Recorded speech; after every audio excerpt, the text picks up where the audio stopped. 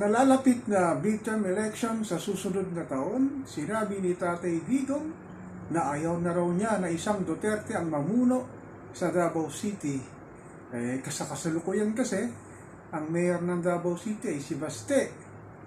Si Tatay Digong naman, patapos siyang pamunuan ng Davao City, sa loob ng 22 years ay naging Pangulo siya ng Pilipinas.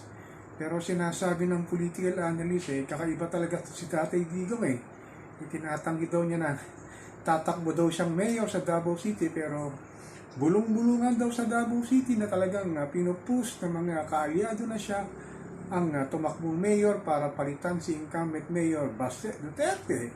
Ang sabi naman ni Senator Trillanes, meron din daw nagtutulak kay Tatay Digong na tumakbong senador sa susunod na taon.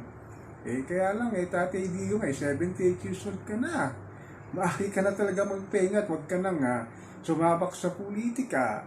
Pero kung iniisip mo ay talagang political power talaga, nasa sa iyo yan na tumakbo kang mayor o senador.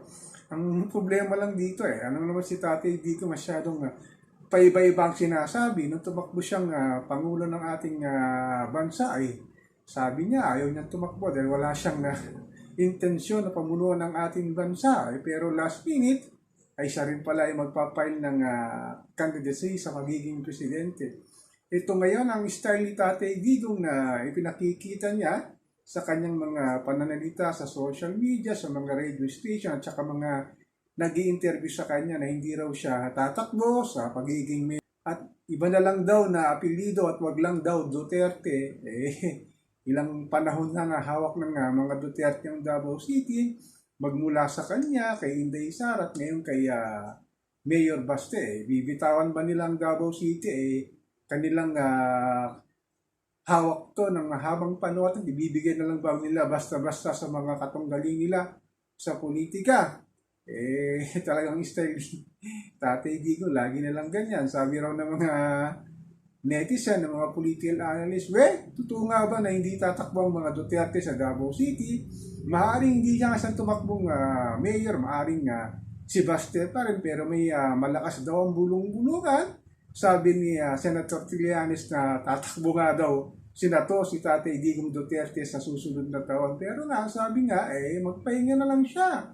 At mag-alaga na lang daw siya ng mga apo. Pwede naman siyang makisawsaw sa politika at maging advisor ng mga anak niya. Kagaya ni VP Sara, o ni Baste, at saka ang kanyang kongresistang anak na si Pulong.